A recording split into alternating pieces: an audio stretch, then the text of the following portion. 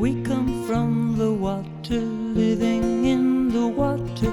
Go back to the water, turn the world around. We come from the water, living in the water.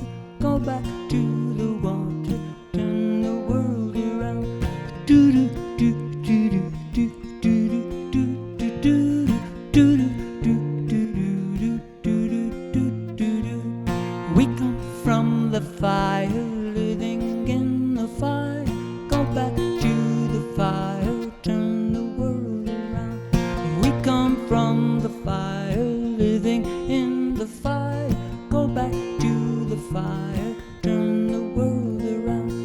We come from the fire, living in the fire. Go back to the fire, turn the world around. Do do do do do do do do do do do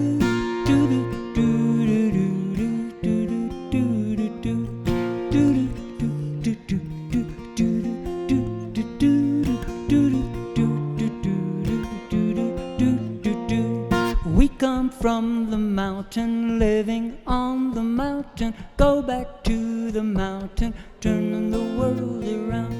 We come from the mountain, living on the mountain. Go back to the mountain, turn the world around. We come from the mountain, living on the mountain. Go back to the mountain, turn the world around.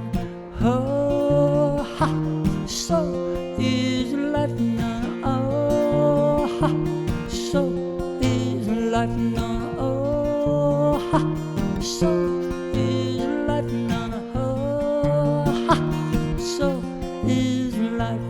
Do you know who I am? Do I know who you are? See we one another clearly. Do we know who we are? Do you know who I am? Do I know who you are? See we one another clearly. Do we know who we are? Do you know who I am?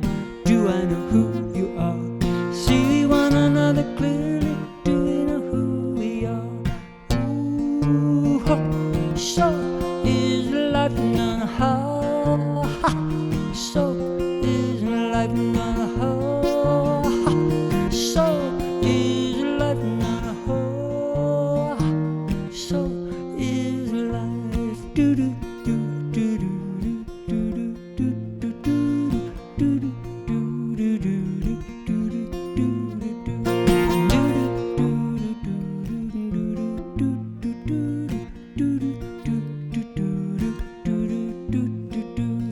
We come from the fire, living in the fire. Go back to the mountain, turn the world around.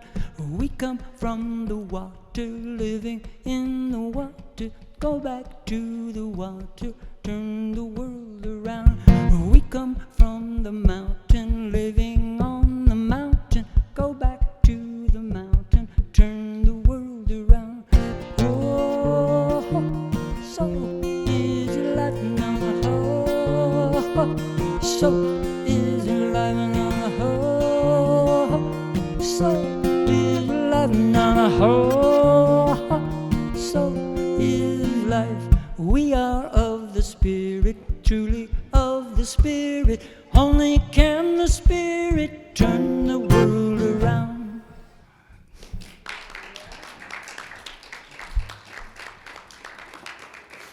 All right. Hey, we're here. We're in the right place. We are living, we are living, we are living in the heart of God. We are living, we are living, we are living in the heart of God. Oh, that sounds great. Again, we are living, we are living, we are living in the heart of God. We are living, we are living, we are living in the heart of God. Sweet. morning sun coming through the trees, the green leaves shimmer in the summer breeze, songbirds singing to the honeybees, living in the heart of God. We are living, we are living, we are living in the heart of God. We are living, we are living, we are living in the heart of God. Woo. After the dazzle of day is done, the moon makes love to the setting sun. Stars come twinkling one by one, living in the heart of God. Here we go. We are living, we are living, we are living in the heart of God. We are living, we are living, we are living in the heart of God. A cappella. We are living, we are living, we are living in the heart of God. That's the truth. We are living, we are living, we are living in the heart of God.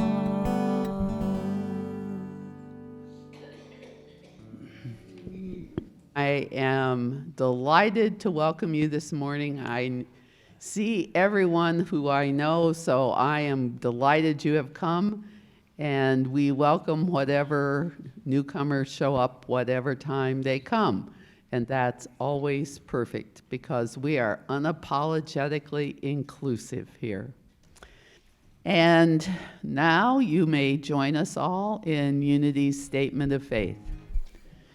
There is only one power and one presence in the universe and in my life, God, the good, omnipotent.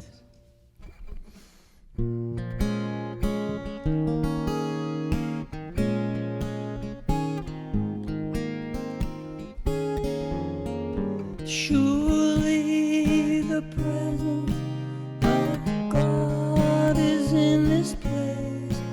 I can feel the mighty power and the grace. I can hear the brush of angels' wings. I see glory on each face. Surely the presence of God is in this place.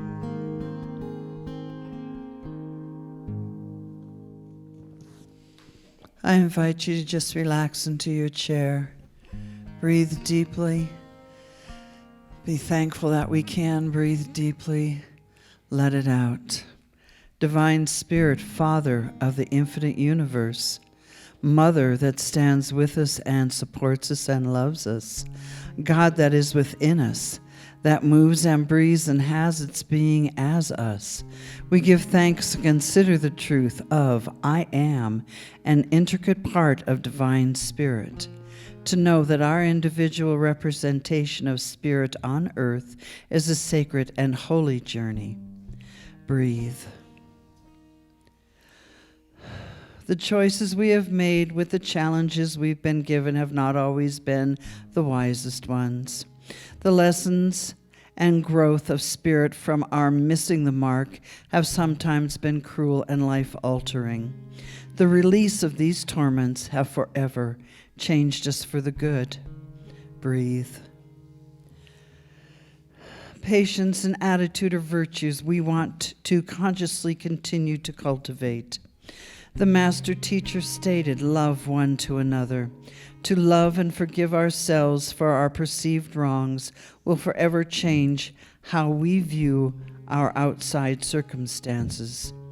To love and forgive ourselves will radiate and shine with the unfiltered joy of knowing, Father, Mother, God, I am Divine Spirit. And so it is. Amen.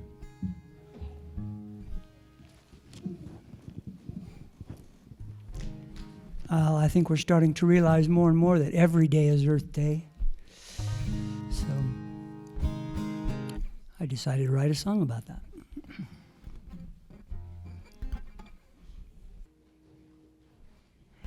We've been walking through fire, but now we understand. It's come down to this hour. We hold the earth in our hands, 'cause the sea keeps rising, rising every day, and there's a new horizon on the way. So we go higher, higher, higher. We're standing on higher ground. Higher, higher, higher. We're turning the world around. As we witness this trial, facing the truth we found, there's no room for denial to reach the highest ground. And the heat keeps rising, rising every day. So we go higher, higher, higher. We're standing on higher ground. Higher, higher, higher. We're turning the world around, as our ancestors knew, from the wind and the tide. When we have to move, when it's time to climb, and the heart of the future prays that we leave hope for the ones still to be. So we go higher, higher, higher. We're standing on higher ground. Higher, higher, higher. We're turning the world around. Higher, higher, higher.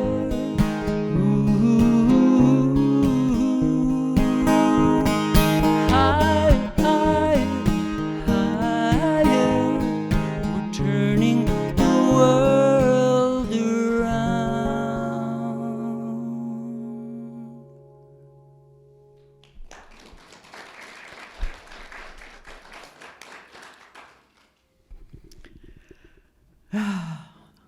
That's a vision. The vision. That's a vision. Vision statement. A vision statement. All right, cool. Going higher. It's interesting to me that going higher for me means we have to climb, step, evolve on the past. And I can't be the only person in this room who sometimes wants to cling just a little bit to the past, to the things that I remember as being simpler, easier, more loving. I kind of really want to hold on to that, and yet we know that you can't stand on the ground and climb a ladder at the same time. You have to be willing to let go. So lest any of you think today that I'm picking on any of you, please know that I'm not. I am picking on myself for those moments when I'm having trouble. I love the way the universe, God, sends me stuff when I'm working on these talks. I know you thought they were delivered direct from on high, but they do require a little homework on my part. And while I was in the Bible this morning, a different version of the Bible came to me. Should you have a desire to look in the Bible, if you go online to Bible Gateway, it will give you every translation of the Bible almost that currently exists. You can even translate them into foreign languages.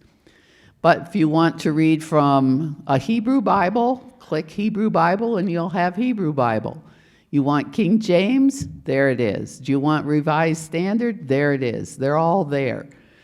And this morning, what was already up that I did not click was what for me is a new version of the Bible that came out in 2012 by the Thomas Nelson Bible Company. Some of you might know them. They have produced Bibles forever. And this version is called The Voice. Now, last week, I read to you from Genesis 1:28. And we talked a little bit about having different words over dominion over. And I would like you to listen to this version of the same verse and see if it strikes any different chord in you. Then God blessed them and gave them this directive: be fruitful, multiply, populate the earth. I make you trustees of my estate. So care for my creation. I make you trustees of my estate. Care for my creation. Which to me sounds like a very different directive than have dominion over the fish and the fowl and, do what you want to this earth. And then right underneath it, because earth was the word that I brought up, this comes from Psalms 24:1. The earth and all that's on it belong to the eternal. All of a sudden, that takes me higher. All of a sudden, that becomes about this beautiful blue planet that we live on is sacred, it's eternal, and we are the trustees of this planet. We are here to care for this planet. I'm out of a problem-solving mind for this moment for a while. And as I look at whether it's Greenpeace or different organizations that care for this earth, the challenge I feel, and this isn't an intellectual thing, is that so much of our activism is rooted in anger. It's rooted in reactivity. And anger is emotion that's very harmful to us physically. You know the change that happens in your body when you're angry, when you're upset with something. You can feel it just rising up in you. And I know that each of you in this room know what the experience of sacred is. How can we arrive at the sacred beauty of the earth that we want to live on if we're coming at change, and we all know that change needs to happen, but if we're coming at this change from a place of anger, how do we achieve the experience of our earth that we want? Look at the mountains, look at the flowers. We look at that and we can transcend. It takes us to another place. Anger over our plastic island in the Pacific, the size of Texas, while justified, isn't transporting us to the sacred. So there's a difference when we limit ourselves to viewing anger as the foundation of our activism, or vengeance as the only fuel for our passion. We may find ourselves more interested in destroying the people who hurt us than in creating a new environment that would engender more justice. There's a difference between the raw human emotions and how we choose to channel them. Anger is honestly a sacred emotion. It comes up in us unbidden. It's not like we want to eliminate anger from our world, but how do we transform the emotion of anger into the experience of sacred? We end up, when we are angry, reproducing the very structures that we want to abolish. We want to confront them. We want to see them go away. And yet that does not bring us to the sacred. So last week we talked about what each of us can do to positively affect climate change. We talked about getting rid of plastic. We talked about how we could recycle. We talked about how we could buy used clothing. We talked about a lot of things, and there was a lot of discussion and energy in the room. It was great. I want to take you down a different path for a few moments. Imagine the world, we'll pick 5,000 years ago. Imagine how you would be living. Imagine what your daily life would be like. Imagine the invention of the wheel made it so much easier to pull a load. Imagine using horses. Imagine farming when you were the human horse. You pulled the plow. Imagine the invention of a plow. All of a sudden, you didn't have to dig every hole by hand. You had this marvelous tool. Humans are inventive, creative, intelligent, wise, and we started problem solving how to live in our world. And we pretty much stayed the same until about the 1500s. And all of a sudden, we had something called the Industrial Revolution. And that Industrial Revolution changed human lives. We had machines.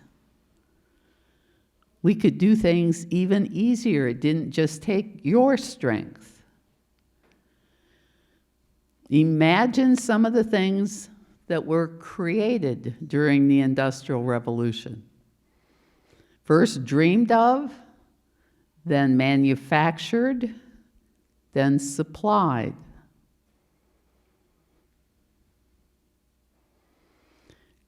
Imagine the first sailors who set forth, Columbus, Magellan.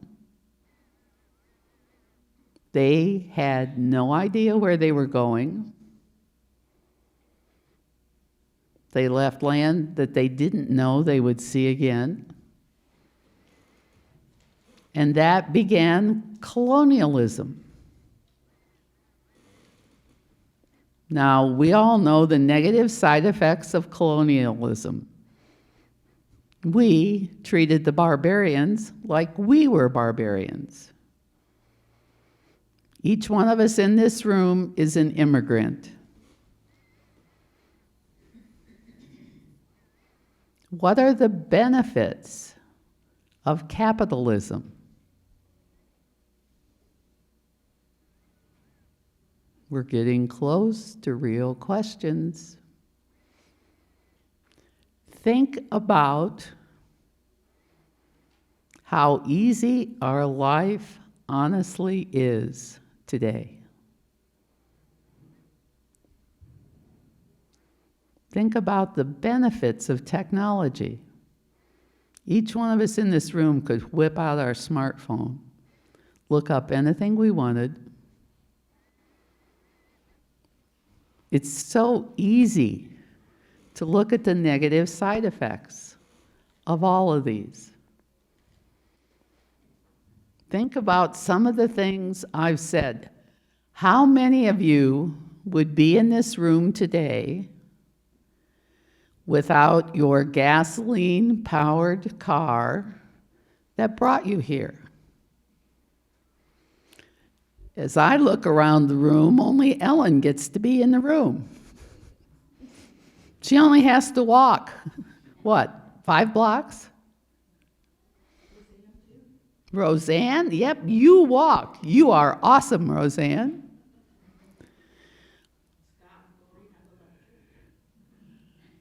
Okay. All right, we've got 4. I have a hybrid, so I can half be in the room. Are you willing to give up your cars to save the planet? Last week we talked about plastic. As we look around this room, I see plastic water bottles. I see plastic things. Are you really willing to give up plastic? Now, not one of you have sort of interrupted me, which you do know you're allowed to do, even if you don't have a microphone. Our ingenuity and creativity have created all of these inventions. And downstairs, under the sink, we have non-plastic garbage bags now that are biodegradable. If we turn our anger into productive energy, there's not a problem that we have talked about that we can't solve. But we can't creatively choose to go higher from a place of anger. Think about your daily schedule. How much of what you do each day could you do if you couldn't leave your home? If you had to walk wherever it was you wanted to go? Now, we certainly are on the verge of, quote, electric cars, and we know that lithium batteries, which is what it takes to power an electric car, mining that has some negative side effects. Where's the trade-off, and how do we invent the next technological advance that will surpass? I've been a fan of This Old House. Some of you might know it, PBS program, clear back to the days of Bob Vila. I have been watching that show for over 40 years now, since Jeffrey wasn't even born, probably. And I was watching right now, the new series that they're on is taking place in Glen Ridge, New Jersey. And Richard Toohey, who is the plumber on that show, was down in the basement of this house built in the 1800s that they are now in the process of renovating. And they're talking about replacing the existing heating system. Now, in that basement, you can see where the coal was stored. Now, you have to be older to have ever lived in a house that was heated by coal. I lived in a house that was heated by coal and wood, yeah. And that house started out being heated by a coal furnace. And then that coal furnace was replaced with, what would you guess the next furnace was? Oil. Good job. It was an oil furnace. It was clean. Now, we might giggle at that today, but when the oil furnace came in, it was clean. You didn't have to shovel coal. You didn't have that coal soot all over. The air wasn't full of coal smoke. And then the oil furnace was replaced with a gas furnace. Okay, much cleaner than that dirty coal. Much cleaner. And then that gas furnace was replaced with electric, with a heat pump outside that pulls heat from the air to heat your house. He grew up when he was tiny in a house that had electric heat. My mother always said they heat this house with cold air. Because if you've ever held your hand over a gas or an oil furnace or over the register, you feel hot air coming out. If you put your hand over that same register when you're heating it with a heat pump, you do not feel hot air coming out. It feels like the same temperature as the room, but yet the room you sit in is warm. And now they're talking about replacing that with solar. Each of those had pluses. Each of them have negatives. But our ingenuity and creativity continues. We don't know what we don't know until we know it. Solving tomorrow's problems is the work of the younger people who are engineers, who are creative, who are technically minded. Thinking about what you would be willing to let go of, that I'm going to say 50 years ago you didn't even know you would have, is different than just outrage. It's a different kind of world. We spend so much of our lives trying to control and plan every detail that we sometimes forget what we can actually control. There's something liberating about letting go and accepting what is, and creatively working to change those things.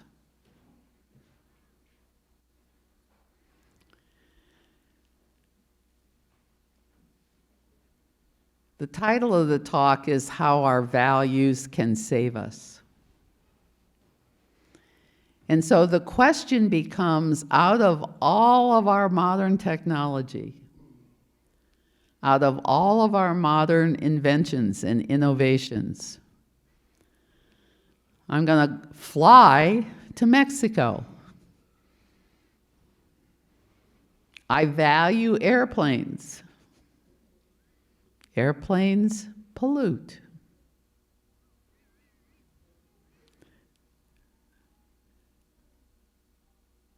So what do you value about this society that you really don't want to give up?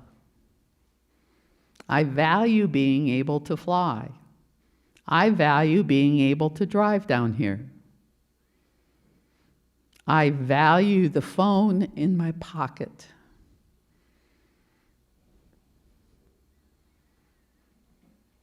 I value the gifts of what plastic has given us, even though there are negative side effects. And we now know that we can replace many of those plastic products with a different product that doesn't use petroleum. What do you value? You know, as much as like take plastic or cardboard, which we can recycle, I value looking at that and thinking, what else could I do with this so it doesn't go in a landfill? And so I do things like I value the ability to make it into the dividers in my drawers instead of buying whatever you buy. I don't even know what that is, but so I value all of us, our ability to look at things and instead of being angry about the negative side, being able to look at it and saying, how could this be better? How could I help? What could I do with this? And then we become creative instead of angry. And it's fun. It's good. Somebody else have an opinion? Any opinion? This isn't my opinion. This week I just saw the movie at the Denver Center, or the Denver Nature and Science Museum at IMAX. It's called Cities of the Future. Mm-hmm. And they stressed Amsterdam and Singapore, but how much they're doing with the new buildings to save energy and space and greenery. And they've got flying cars they're working on. And it's just amazing. You should see the movie. Thank you. Something else? Well, I value not over-consuming. I think maybe it's my age or I don't know, my consciousness, something, but when I go to the grocery store, I now don't buy more than I can use. I don't buy the big thing of greens because half of them are going to be thrown away. And I don't buy more clothing that I don't need. So it's the overconsumption. I'm trying to not buy so I don't waste. Thank you.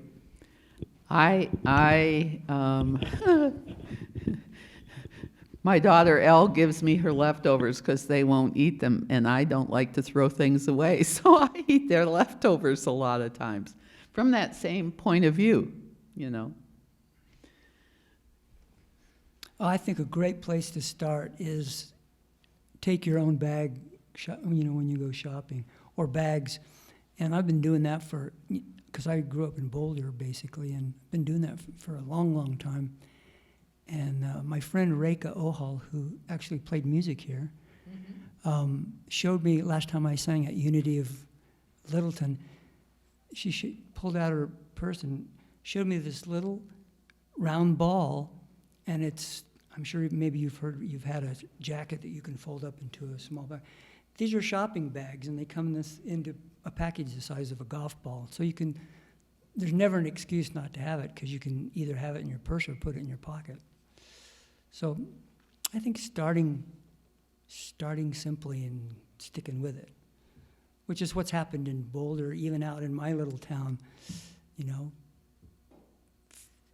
first going from plastic to paper and then nothing at all if you desire that. It's making a huge difference. Thank you. I don't often speak during church since my mother speaks, and most of what I say is what she would say anyways. What just crossed my mind is I've always valued all sorts of things, but now that I'm a father, I try really hard to teach my sons to value life. All human life, all animal life, and all plant life. And in that whole discussion, she was talking about technology. And we all want technology as tools. But we need to care about life.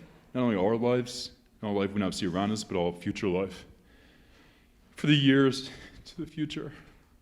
And so we have to figure out the technology piece to keep our quality of life, but to value all life in perpetuity and not always be self-centered about our own lives or even in the present moment. But what about our children and grandchildren and their children and all the plants and animals that inhabit the earth?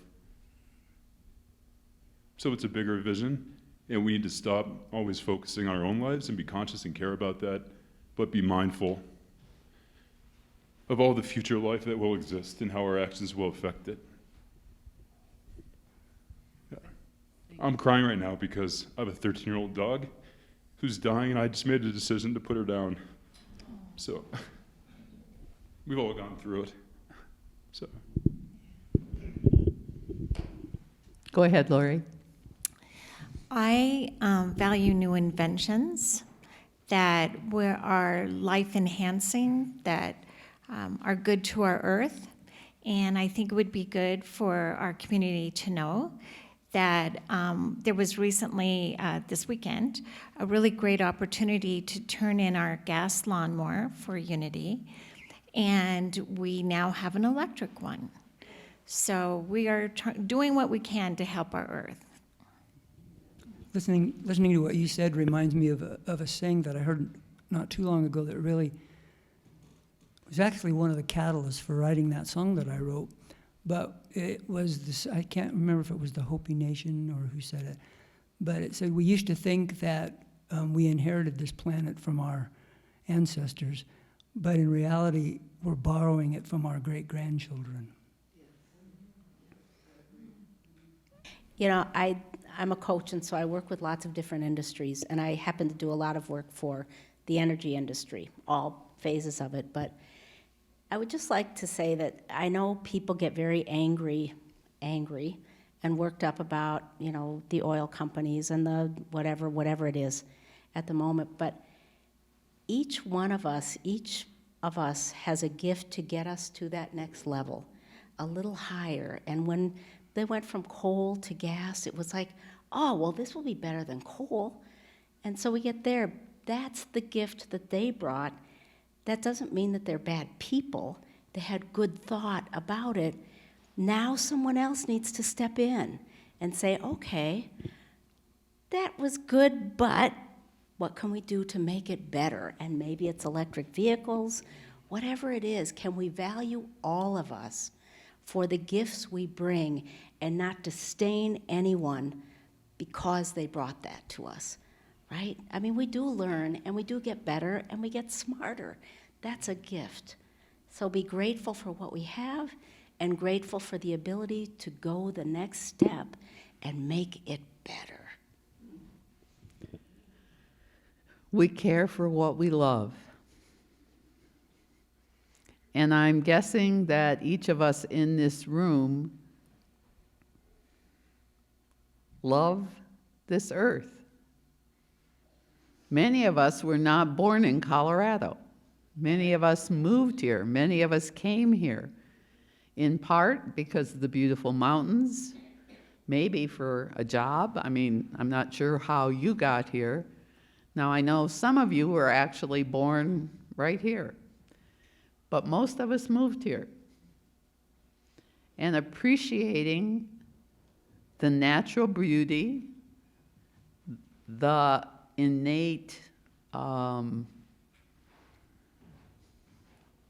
think of the word I want to say, the fact that we have a lot here in Colorado, which is why, quote, all those people move here. Do you see how, when we talk about Unity's third principle, our words create our life, that's not just about saying pretty flowery things. It's about learning to phrase what we want to say in positive ways that will encourage rather than discourage. Thank you, because the word that came to me was not minister talk. I need that help. You know, do we want to encourage people or do we want to turn them off? So how we come at our world is the part that we get to choose. So I invite you to simply take a breath with me and allow yourself to be part of the sacred energy of this room.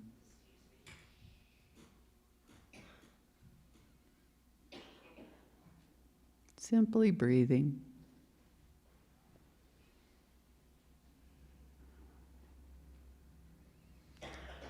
When we notice the energy, when we notice the experience, we feel that miraculous presence that we call the divine, that we call life, that we could call God.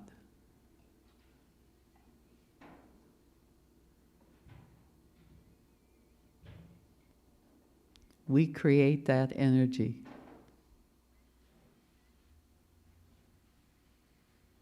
The energy that is within us, this creative force, can change the world.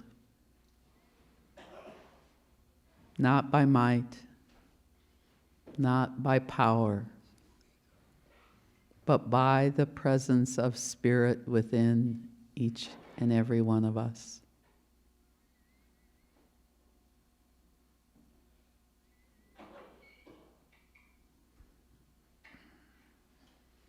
We send the energy of love and life to all of those that need it this morning.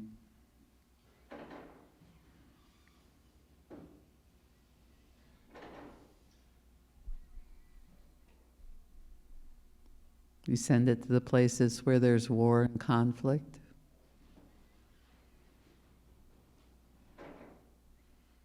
We send it to the places where there is hunger, where there is pain.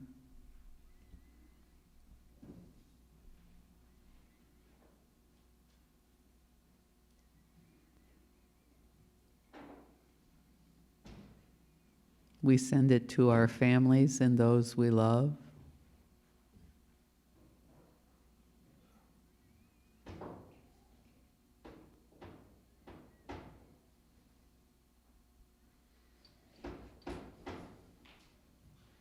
We hold it as sacred.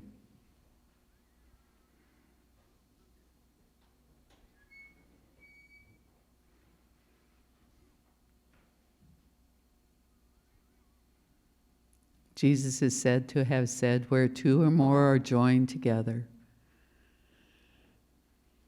there is that spirit of the divine and of power.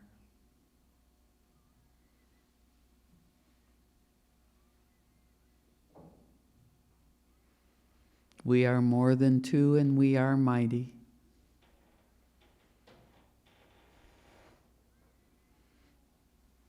We simply are grateful for all that we have,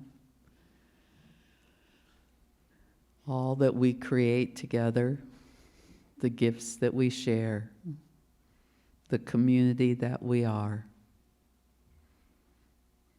And so it is, and so we let it be. Amen.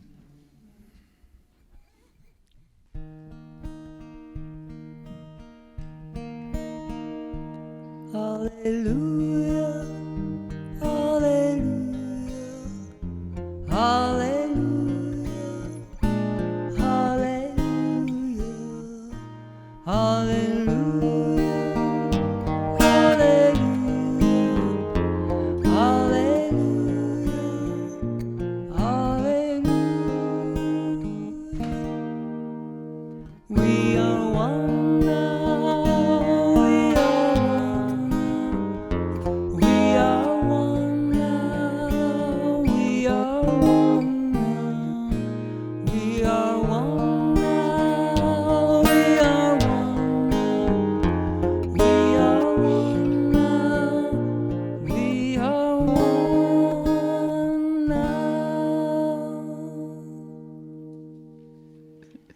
This is the time where we share our gifts. We share them in many different ways. Consistent giving, checks, cash, the square in the back for credit cards. And in giving those, we know that we support this community. And we know this community has bills to pay, just like you have bills to pay at home. So you hold that in consciousness as you choose your gift to share this morning. I invite you to repeat our offertory affirmation with me. Divine love through me blesses and multiplies all that I am, all that I have, all that I give, and all that I receive.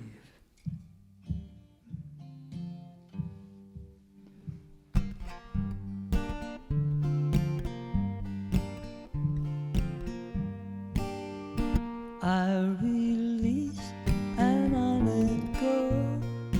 Let the Spirit run my life, and my heart is open wide. Yes, I'm only here for God. No more struggle, no more strife. With my faith I see the light. I am free in the Spirit. Yes, I'm only here for God.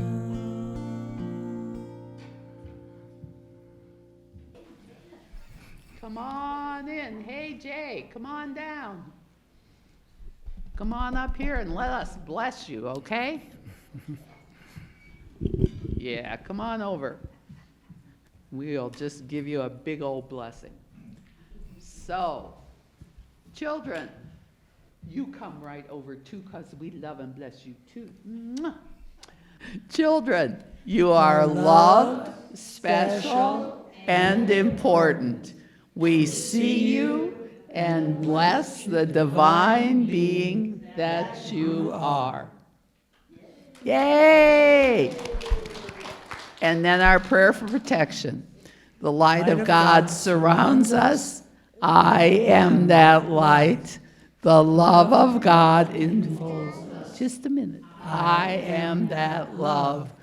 The power of God protects us. I am that power. The presence of God watches over us. I am that presence. Wherever we are, God is, and all is well. Okay, go to Daddy. All right. Thank you for coming. Come on downstairs and join us for lunch. We are living